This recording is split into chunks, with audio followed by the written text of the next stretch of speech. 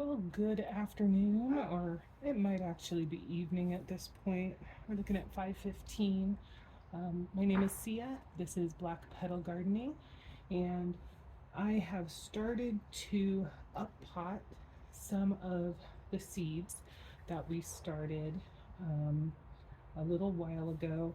The first uppotting attempt that I did, I'm still on the fence as to whether it went well or not.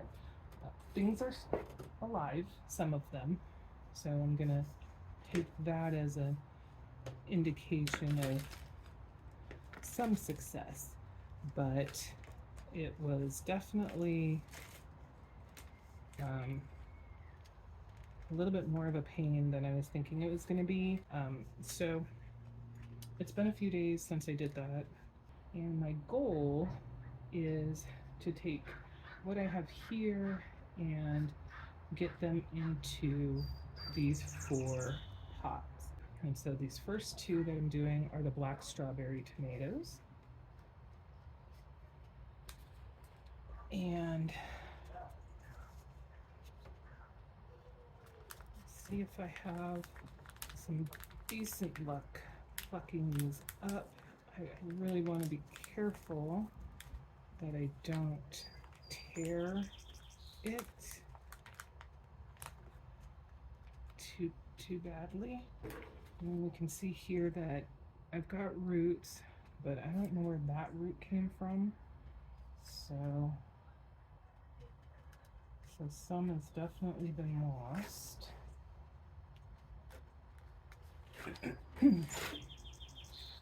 But I'm pressing this in pretty well, and now I'm going to take some of the dirt and backfill it. And the nice thing about peppers, and I have watched a few potting up videos on YouTube to try and give myself the best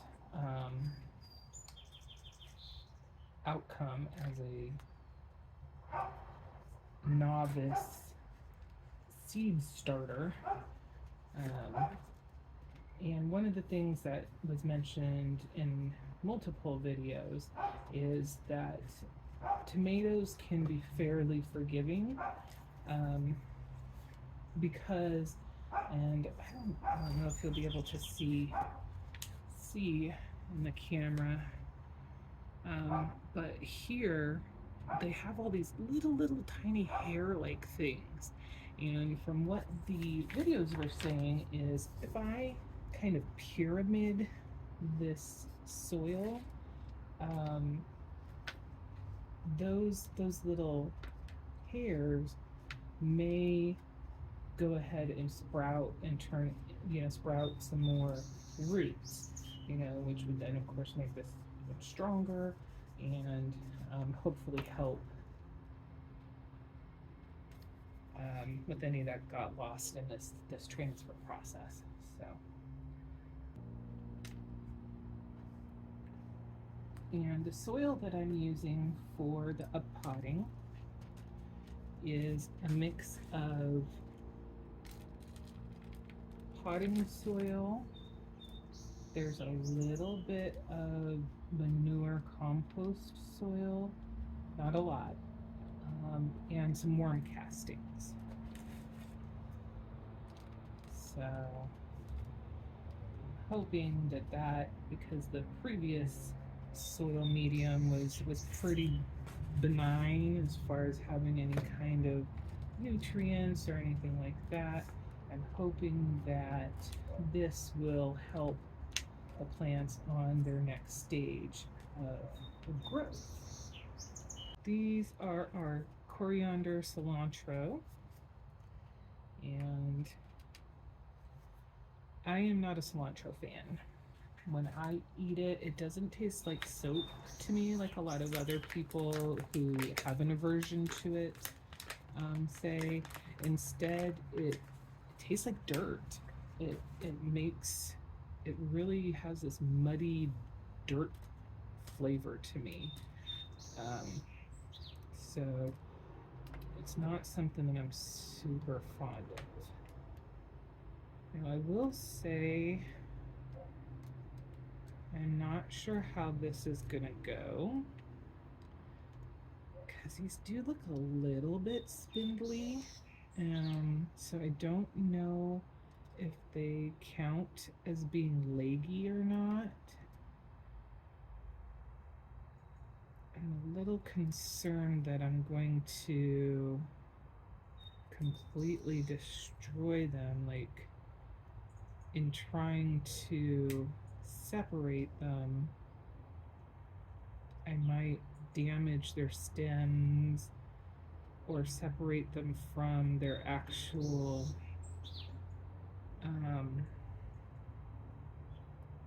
roots. I don't know if this is gonna go. You know what? Oh, wow. Well, they are definitely fragrant already. You know what? I'm concerned that I'm totally gonna destroy these forever and ever. Amen. So I am going to just plant them together. That's probably a mistake. And I will take solace in the idea that our last frost date for where I'm at is typically um, April 10th or 11th or so.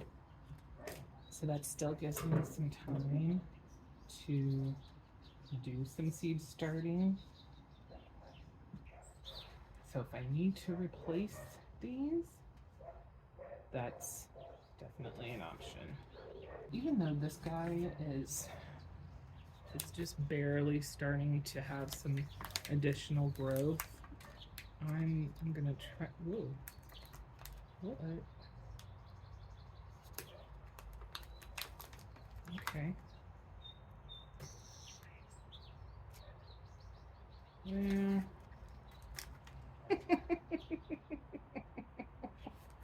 Oh my goodness, that went terribly wrong. So, I don't think either of these are gonna actually survive. So, golly, you know, I know it's a learning process. I need to give myself the space to fail and learn from that experience. But boy. Okay, now this next one, I really want this to go well because these are Scott's Brussels sprouts, and they're purple Brussels sprouts. So, for my own sake, because I'm not a Brussels sprout fan, I want to grow because I want to see, you know, how they look and all of that.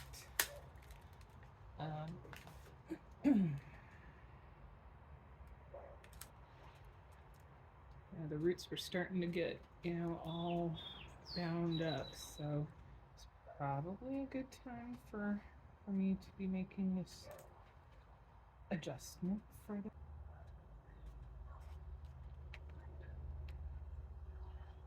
Oh, hang in there, buddy.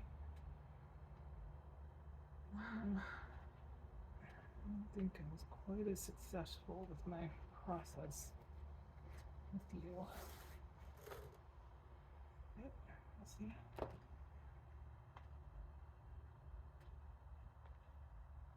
I want to be careful because I don't want to put the soil up too high and potentially create opportunities for things to rot out at the stem, because not every plant can have the soil up higher on its stem without it creating problems like tomatoes can. It'll be very disappointing if this ends up being a death blow to my poor little plants here.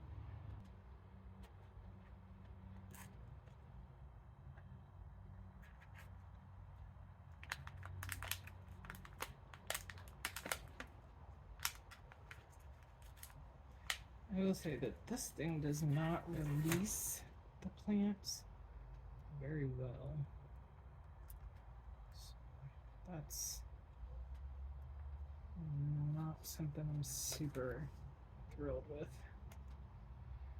And having gone through this process now for the first time and having what I feel is some successful germination of plant or of seeds and subsequent growth to get to the point where they potentially need to be potted up, I'm almost of the mind that I don't think I want to do these smaller seed things. I mean, I don't think they're tiny. I want to say that they're like a 2x3 maybe, and maybe 2 inches deep. So it's not like they're tiny like some of the plug things that you can purchase, but I'm thinking maybe if I start them in these pots, which aren't that much bigger, maybe that'll give them enough room to grow to planting size, and I won't have to up pot them. And I have watched, a few videos where people are using, solo cups or, some kind of plastic cup or styrofoam cups. And, that's a potential. I am looking at expanding the growing area just because I don't know that I have enough room with the current setup to even support the plants that I do need to up pot, because there are ones that had multiple items in them, and if I am separating them, there's not necessarily a lot of room to accommodate those extra seedlings. So I think I might get one of those wire shelves and a couple of more grow lights to make some more room. And if I do that, then I could, take some of the advice of some of the folks that do the, small budget grow light setups and excuse me, use the solo cups or use, some kind of thing other than an item like this or one like this, and place the cups in a dollar store, roaster pan or lasagna pan or whatever, and maybe be able to accommodate a little bit more without breaking the budget any more than I have with some of the other purchases that I've made. So the next question is, do I sacrifice one of these? Do I plant them both?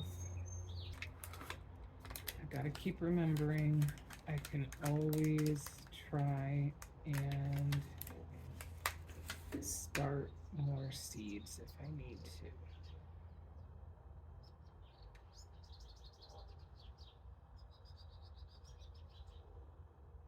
So the one I'm trying to isolate is this one because it looks like it's just a little bit more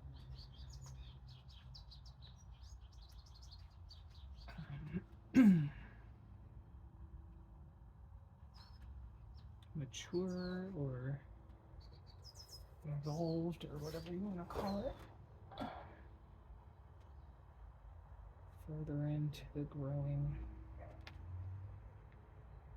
process.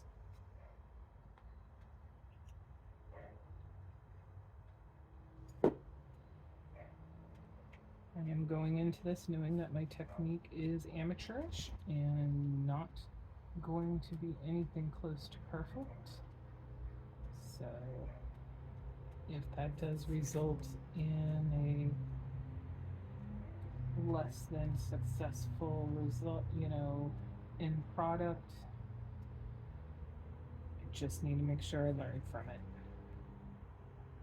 Figure out what I may have done wrong. Was it timing? Was it technique? Was it equipment? Combination of all of them. Where did I potentially go wrong? Okay, so that finishes off that. But it still leaves me with this little guy. I don't know. I hate to say goodbye to it.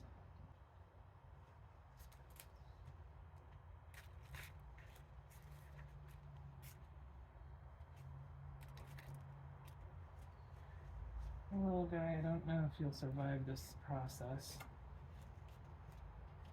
But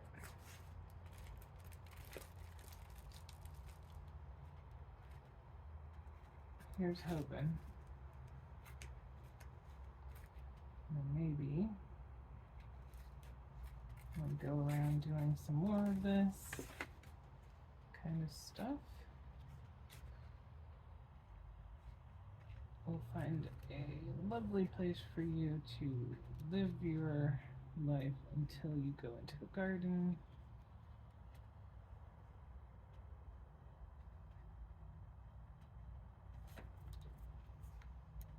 And you won't just keel over and die on me after all of my rough treatment. So I think that is all I am going to do for now. I will do another batch later. Hi there, we're just doing a really quick update. I was taking a look at our seedlings, and you can see here's some that I sort of up potted, and I say sort of because the size of the pot isn't that much bigger than what they were originally in. But I did do an up pot, and at least so far most of them seem to be alive and growing. So I'm going to consider it the up pot a success. There are a few that have like some yellowing, but I think these are their initial leaves. Oop, well, I guess they didn't need that one. Anyway, those are the initial leaves, so maybe they're okay. Most of these are tomatoes. There is a pepper back here, and then I think, what is that? Yeah, then over here is Scott's Brussels sprouts. So it looks like things are going a-okay. One thing that was kind of nice is that these up pots do fit into this tray that I started with.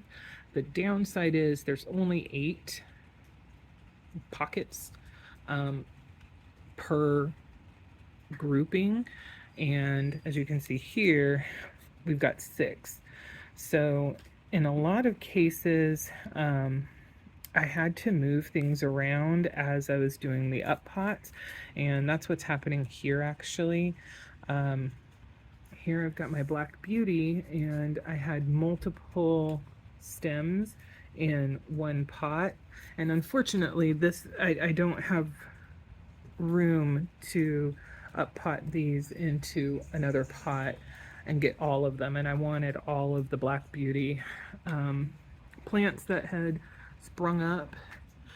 So instead I separated them so that each one has their own pot or little pod. Unfortunately, during the process of separating them, some of the roots had to be sacrificed. So I'm hoping they'll generate some more and we will be all good.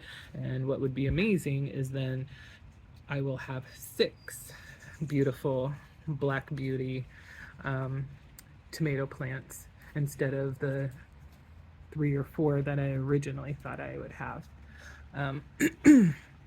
But a similar thing here, and these aren't looking great. These are the spoon tomatoes, and I think this is an issue of not enough water.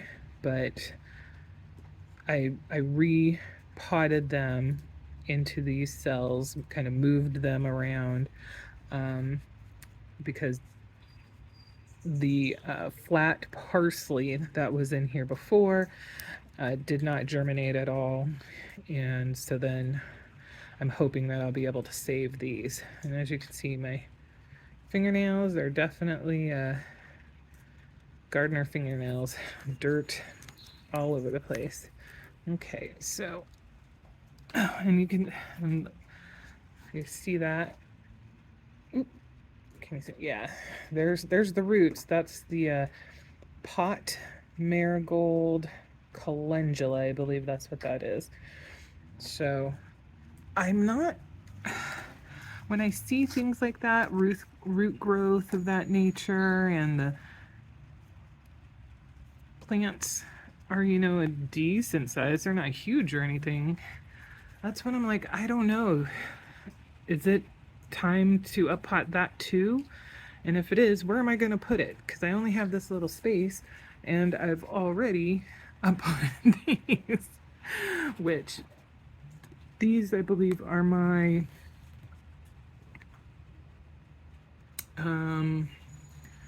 cabbage, and you can see here, I don't, that's probably a bad sign. And then I've got my dill, which I did separate over here, and then I have some sweet marjoram over here. So I'm gonna be moving that into this place, and then I'm actually gonna leave these out here for probably another hour or two, because there are a lot of these that are getting to the point where I think that they're going to be okay to move into the garden.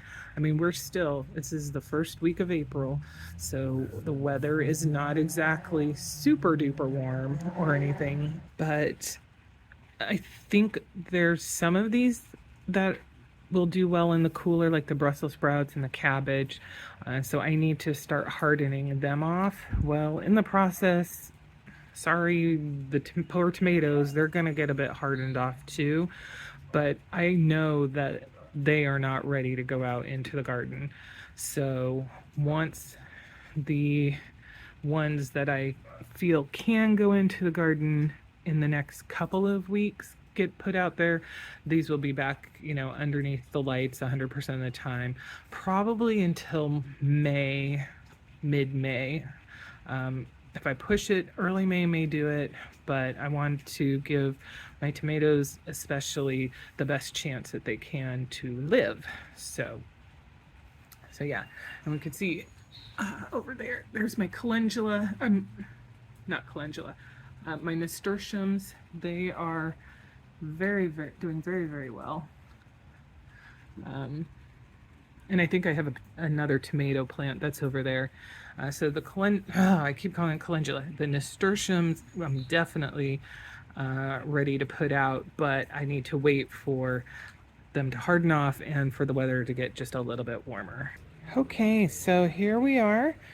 This is everything up potted that I am able to up pot at the moment. Separated that I was able to find room to separate, and we're going to keep these outside for probably another hour or so, as I said, and then they'll go back underneath the lights. These are some peppers. They too are out here. They do not fit in one of these because I ran out of room. So I have to find a pan, kind of like the one I have for the nasturtiums. Probably go to the dollar store and get, a little roaster pan so that I can have them sit in that and get whatever water they need. But I'm very, very pleased with how well these are all doing so far. Not everything's perfect. Like this one, it's not necessarily looking like it's 100% in the best state, but overall, I mean, that one's looking a little worse for wear too, and it could be that they need some more water, but overall especially compared to what I did in the fall. Things are looking way better than I had anticipated. So I'm pleased. I know I can do better, and so that'll be the goal for the next round that I do. But yeah, I guess I'll pat myself a little bit on the back, not too much, because like I said, improvements can be made. But that's a quick little update on our seedlings and where they stand, and how close we are to getting at least a little bit of something into the garden for this spring. Okay, so I guess we can't really do an update on the seedlings without showing some changes in our seed starting area.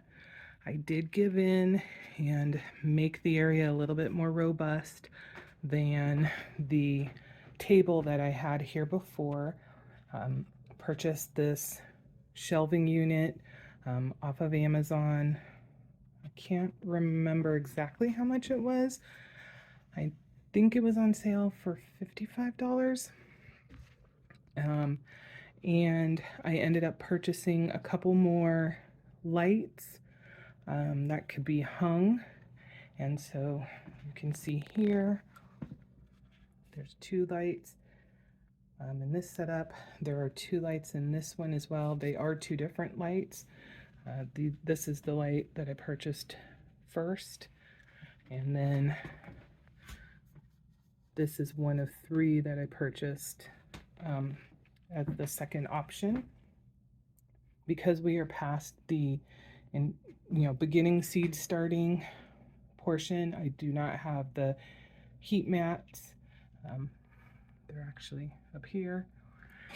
I also purchased 2 water bottles, one with just water and one that I mixed with fertilizer. Woo, kitties. And I have been using that on the seedlings. Now, before I do a new set of seeds, I think I am going to have Scott help me adjust this and make this bottom shelf just a little bit lower so that there's a little bit more room between the tops of the plants as they grow taller and the bottom of the lights, because right now they are definitely way up there. And unfortunately, as I've mentioned, earlier when doing the up potting part of the video, some of these things are not going to be ready to go into the garden until at the earliest the beginning of May, so in about a month. So they may need some more room to grow, and I don't want them to burn or get overheated by being so close to the lights. So I'm thinking we'll need to lower this bottom shelf just a little bit more, and thus be able to lower this shelf just a little bit more as well. And I am contemplating getting a second set of lights that we would use for the beginning seed starting portion, and that would end up being this section. So as we make it through different stages, we'll move the container from one level down to another, and then I'll always keep a rack for items as we up pot them, and need additional room, since at least with the up potting that I've done, I've lost space each time. So yeah, there we go. That's what we're working with. It's still, even as is, nothing super fancy. It's just a simple wire rack, some lights that are hanging up, and then the trays that we put in. And yeah, it's here in our living room, so definitely will not be a permanent structure by any means. I'm happy to have been able to share this with you. If you found it interesting, the whole video, we'd love to get a like. And if you want to follow us along on our journey as we're trying to make our garden be the best that it can be, please consider subscribing. And until the next time, take care of yourselves. Bye bye.